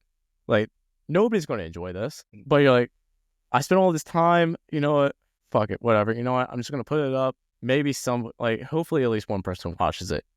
And everybody's like, man, this was a great video. Thank you so much for putting that. Like, I was having a bad day, and the way that you did this and this and this and interacted and the content really like lifted on me up today. Thank you for being like, thank you for creating something. You know, like, I thought it was ass, but people are enjoying it. And at the end of the day, that's all. Like, you just got to do it, man. Just got to put it out there, and if nobody watches it, nobody watches it. You say, all right, cool. Try again. I'll try again. And then you find what people do, what you're doing right, and you continue on that path. It's a fact. You got to keep going, bro. I mean, that's just where I'm at. You know, I'm gonna continue doing what I do. It may only be a little bit at a time. It may not be every single day. But you know, my thing is I wanna be consistent more so than I am frequent. I think, you know, today, unfortunately, not unfortunately, but unfortunately for me, today the life and expectation of a content creator is way different than it was 10 years ago. Yeah. Whereas 10 years ago, you had to put background work into putting a piece of content together, and then you were able to put that content out on whatever platform, and you had to do some work on marketing, getting people to come look at that piece of content and share it. And that was pretty much it. You could put something out once a week, once every 2 weeks, it depended on what it was. And then, you know, some people started to put stuff out every day, you know? Yeah. And it was like, shit, this is a lot of content. They're putting shit out every day. I can't keep up with this. Wow, you know, you got a blog every day or whatever it is. Then all of a sudden the Vine era came out where it was like, shit, now this shit is only at 6 seconds. Like we're not even consuming minutes of content anymore. We're condensing it down into some shit that's only but so long, which means you got to have more to watch now. So you got to start putting out more. And next thing you know, came the era of putting things out multiple times a day. And now, saying minimum, you got to put out 3 pieces of content a day. And this is where I'm just like, you know what? We have come so far from what it used to be. You know what I'm saying? And so that's where it's like, bro, if you're putting out 3 pieces of content a day, and I commend Kif and some other people that I know that do that, bro, like, God bless you, because that only means you're literally this is what you do. Because I know I may know 1 or 2 people that aren't in the exact situation as us. Everybody's situation is different, but I may know 1 or 2 people that not only have the families and the financial and physical responsibilities of managing all of that also are able to put out 3 fucking pieces of content today. And I don't give a fuck if it's a musician, streamer, or whatever it is. And when I say putting out content, I don't mean streaming. Yeah. Putting out 3 videos or posts, all individual of each other and on multiple platforms. Yeah. Per day, consistently. Like, what? Bro, you might catch me on a really good week. You know what I mean? Because I put a bunch of background work in, and I have maybe 15 videos, and hey, maybe every day I get a couple off, and yo, you got a really good weekend. It might even be 2 weeks if I fuck around and split it up. But I struggle with the frequency. Yeah. I struggle with the frequency. So, you know, but I feel like as long as I can stay consistent, my people expect me to be live every Sunday. And I'm hoping to incorporate Monday into that going forward. And that could be a Sunday, Monday, you know, slowly but surely I haven't really mentioned it. I streamed last Monday, but I was supposed to stream the Monday before. It didn't work out. We'll see how tomorrow goes. But I want to make sure that it's something that I can consistently do before I start telling people, yeah, I stream Mondays now, you know? If I have to pop out as a surprise thing every other Monday and be like, oh shit, hey, here I am, you know, for a little while just to make sure it's working out, that's what I'll do. But I want to eventually get to Mondays because, you know, I want to get to the point where I'm streaming at least 3-4 days a week. You know, I think if I could get to that point where I'm streaming at least 3-4 days a week, I could put myself in a position where I'm actually starting to see growth, you know? Yeah. Because again, like I said, I feel like I know how to grow, and I feel like I got a good enough program, so to speak, that I can do that without killing myself. But I gotta be out there more than once a week. You know, I gotta like my Sundays be phenomenal. My Mondays be phenomenal. That subathon I had blew my mind, you know? Yeah, that was awesome. You know, with 100 followers, you know, all of my little 100 followers I got on Twitch, but it's that amazing support system. Yeah. You know what I mean? And it's the network, and it's the work that, like you said, it really don't come down to the numbers. And I just feel like, you know, I have to put more time and effort into it. And once I get there, I'm gonna be good. But I also recognize that it may not be right now that I'm able to do that. It may not be tomorrow that I'm able to do that, but I am preparing myself in the sense of I'm gonna keep consistent with my little 1 day a week, 2 days a week. I'm gonna continue to try to grow my stream and do cool things and have fun things incorporated so that when people are there, they want to be there. They want to click my name when they see that I'm live. I'm really trying to get better at the game, at Fortnite, so that some of my gameplay could be a reason why people stick around, because I know for me, I don't have a problem watching people that suck play the game if I really like them and I enjoy them. But Yeah. it does help if they're good. It does, yeah. Just because, like, it's cool to watch somebody, like, winning or doing well, just better than sucking. Let's put it that way. Yeah. Better than, like, completely sucking. And honestly, I don't think any of us in this group completely suck, but at the same time, like, I want to get good enough to where it's like, oh shit, Jay is good. Jay's good at the game. Yeah. But so my little 9 months playing, however long it's been, it's tough because I'm only playing once a week. So I try to like do little aim training and stuff like that, because people keep asking. Yeah, I see you in there sometimes. I'm in there. I'm in there most of the time. And even if I'm not doing anything, I'm just in there, and not just for the XP, because you do get XP. Yeah. But I'm the type of person that, like, my phone is left open often. My computer is left on all the time. My TV, like, sometimes I don't get me wrong, I turn shit off, but I'm very easily distracted in a moment. And so, like, I'll load up the aim trainer and, like, I'll shoot like 3 bots, and then I got to step away and walk away. And then next thing you know, I don't come back. And I've been in the aim trainer for 4 hours.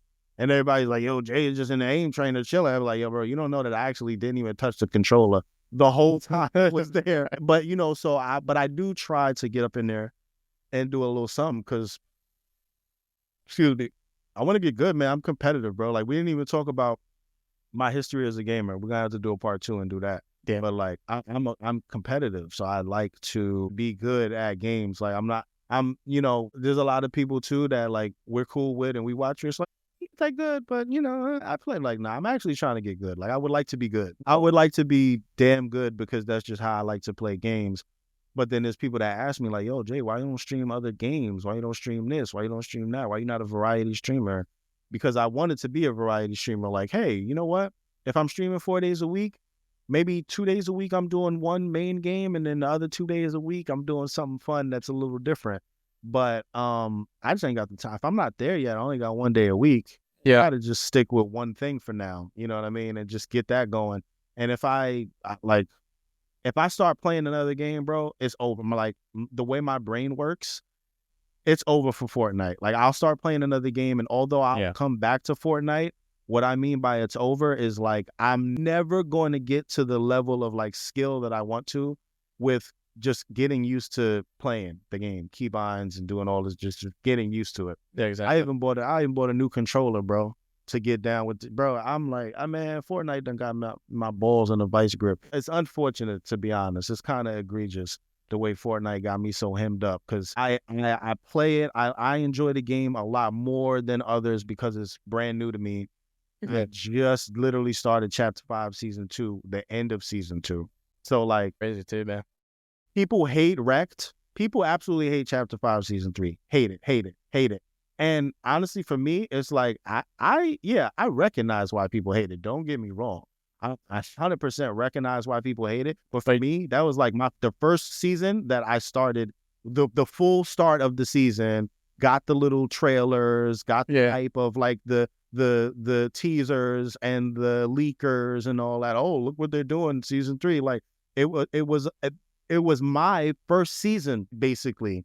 And, like, although it was hell and chaos and wildness, and nobody shot their guns and everybody wanted to run you over with cars, use Magneto gloves, and I get it was a crazy season for sure. ridiculous. It was ridiculous. But for me, at the same time, I look back, it was my most played season. I'm not gonna lie, I probably had the most fun playing that season.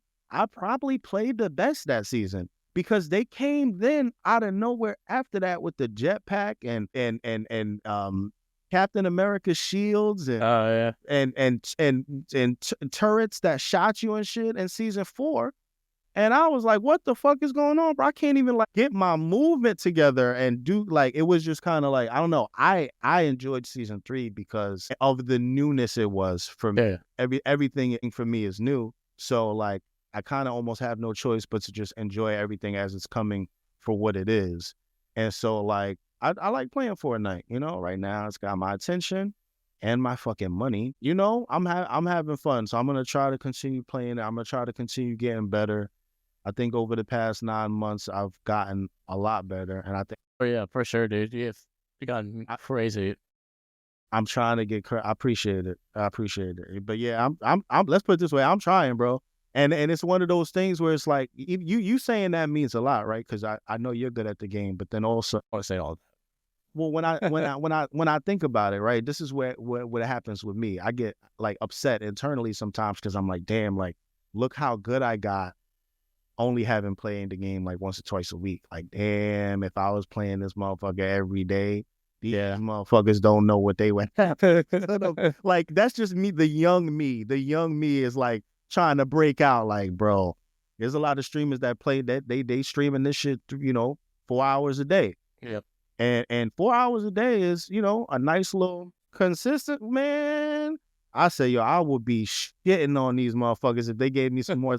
I feel like every time I play, I'm like getting warmed up again. I'm getting warmed up again, getting warmed, like fully warmed up. Yeah. And then I get warmed up like at the third hour of the stream. Yeah. By the time you're warmed up, you're like, all right, 1 more hour, guys, and I'm out. It's like, you know what I'm saying? Exactly, bro. And then I'm not touching the shit for another 7 days. So it's like, we gonna work it out though, bro. We gonna work it out. Like I said, it's a chapter. Yeah, we ain't gonna be here forever. We ain't gonna be here forever. Facts, man. Hold on, my daughter is knocking. 1 second, bro. 1 second. No, you're all good, dude. You have her on as a cameo. Yeah, I gotta get shorty. I gotta get her something to eat, man. They up now. They up. She gonna be all in the stream. Yeah, everybody loves her in the stream though. They love her. They love the little one. Man, they love the kids. They love the kids, don't they?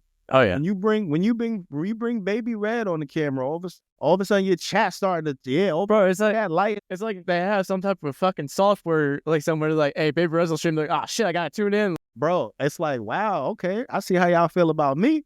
Yeah. Oh, I'm nothing anymore. The second she gets old enough to speak, I'm not even on camera anymore. She's a streamer. It's over, bro. And mine took a little chunk out of my mic too. My God, I can't wait for you. How old is she now? 9.5. Should be 10 months in 2 weeks. Yeah, mine is about to be 19 months. Yeah, holla at me, man. 10 more months. You got she gonna be. You're gonna be double trouble. You're gonna have both of them. You're like, all right, guys, I'm gonna be live 5 days a week. Like, oh shit, and they're like, oh wait, only 1 day is actually Jay. The others are girls. Bro, and you know what? People tell me that too. Like, oh, you should incorporate them. It's so much, bro. It's just so much. And the thing is, it is, yeah. You gotta pick. The unfortunate part is, right? Some people have a lot of different talents and a lot of different things that they could be doing, Yeah. And unfortunately, you can't be that way on. So you could be that way on social media, but again, it's a 0.001% of people that are able to do that and flourish with everything. Like, you got to be like The Rock or some shit. You know what I mean? And it's like, oh shit, yeah, he's great, a wrestler, and then he was this, and then he was that, and all of a sudden he's a fucking he's an action star. You know what I mean? Like, and now he's he's a fitness inspiration. Like, he's everything. You know what I'm saying? He's everything. He's back to wrestling. Like, and the sky's the limit with him, and he's gonna do good in all of them things, right? But it's like, not everybody is gonna be The Rock. So, but he's also one of the perfect examples of. He came from not a lot. I mean, his dad was a wrestler, but his dad was a wrestler in the old days where they weren't rich. Yeah. They like, long lineage of wrestling family. Because he's from my area, like from around here, at least where I used to live. Like, my mom used to go to the same gym as him. I remember when I was like elementary school age and seeing him walk through the gym, like past the daycare spot where they used to drop the kids off. Like, like back in the day where he wasn't balling any money. Like, he was well off. Like, very high middle class, but he wasn't rich by any means. And like I think like he's a good example of like grind your fucking ass off and you'll get somewhere. He made a lot of sacrifices too. I know he has an older daughter, probably in mid-20s, I believe, or something like that. But I don't think he had to sacrifice a lot of time with her. Yeah, and I think the blessing with him is he's in the position now where he can make his time to make up for that. Yeah. He can make the time to make up for that because he's a boss. So. He can, he can sacrifice the time on the opposite end to spend time with his family and try to make up for some of the time that he lost and Yeah. That's a blessing when you're able to do that too. It's a, no matter what, it's a sacrifice. It's all about what it is going to be for you personally. And like you said, you don't got to be like, he wasn't rich. Maybe he wasn't poor. Maybe he was, upper middle class, but still had to work and hustle to get where he was, just as if he were starting from the bottom. Yep. And same thing, if you're higher than him, you could be well off, and still not be filthy rich. I mean, like I said, there's millionaires. I know millionaires. And they ain't no different than you, me. They just happen to be millionaires. But at the end of the day, if they wanted to all of a sudden turn around and make a life content creating, they would have to bust their ass too. Like, there's just no. Yeah, they're starting from one viewer, just like everybody else. Just because they're millionaires doesn't mean nothing. Especially a lot of people, like, you forget the more you make, the more you spend, and a lot of people got a lot of bills and a lot of shit to keep up with and maintain. They got millionaires, but they got money, but that don't mean they just could just I'm gonna turn around and just buy whatever the fuck I want. You'll be in debt real quick, and that $1 million will be gone real quick. People are seeing people fuck over money with the best of them. But anyway, bro, I want to let you get through the rest of your questions and such. I gotta make this girl some mac and cheese or something like that. And I don't want to hold up all your time gibbering and chatting. No, you're good, dude. This is fantastic, dude. I think honestly, at this point, I think just part 2 is going to be in place. I'm going to just have to have you back at some time. Part 2, brother. Let's schedule a part. Listen, I'd love part 2s. You know why? Because off of this, now when we come back, first of all, the energy is already immaculate. But then we're going to have follow-ups. We're going to have stuff we want to circle back to. And then guess what? Exactly. All your listeners, all your followers, supporters are going to be looking forward to it. They may listen to this episode and they're looking forward to the part 2. They may listen to the part 2 and say, oh shit, I didn't hear the part 1. I got to go back and listen to the part 1. 100%, dude. But you know what? After hearing part 1, I got to listen to part 2 again. Now it's in sequence. And then boom, brother, we're cooking. 100%, dude. Please, baby. All right.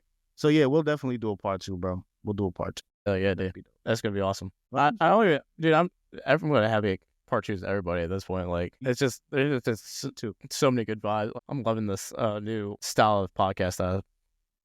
I like it too. It too. Yeah, I'm on the journey with you, brother. I like what you got going on and what you're doing. I appreciate it, man. Thank you. I pray for the full success of it. Hey, man. If it's successful, that's awesome. But at the end of the day, I'm just having fun with my homies, man. That's all it comes down to. Success is just happiness for me. When I say success, I want you to be happy with where it is and what it's doing and the progress of it and the growth of it. So if that's what you're seeing, it could be what you're seeing now too. Which is, dude, honestly, it's all the fact that anybody takes the time out of their day to listen to me fucking babble with some random or some other dudes, and they're saying, "Hey, man, I enjoyed it." I'm like, I don't know why. I just feel like I'm just chatting away anyway. Like, it's conversations I'd probably would have anyways, and we're just putting it on a recording, just put out on some platform. So it's already successful, brother. Exactly. Successful.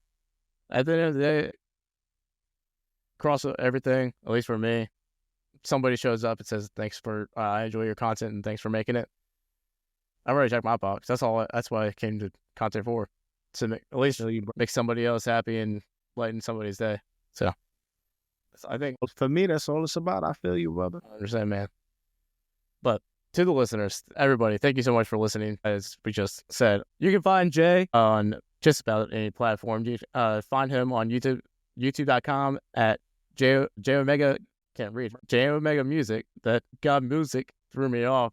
JayOmega Music at JayOmegaS on every social media network. Yeah, sir. YouTube.com/JayOmega Music, but I say Music. And then Instagram, JayOmegaSO, X, JayOmegaXO. Check him out on Spotify, YouTube, Apple. It's anywhere, right? All JayOmega, all one word. All one word, no space. Yes, sir. You guys listen to his music, you won't be disappointed. If you've been on my stream, you've heard it. It's every stream. It's part of my streaming playlist. Just any content you find of Jay's is going to be, you're not going to be disappointed. It's all fantastic and top of the line. I appreciate that, brother. Thank you all for listening. Jay, do you have any last remarks before we'll let everybody go? Lead with love, man. Love, peace, chicken grease, health, wealth, and happiness. Hell yeah, dude. Thank you guys for listening. We'll see you guys in the next one.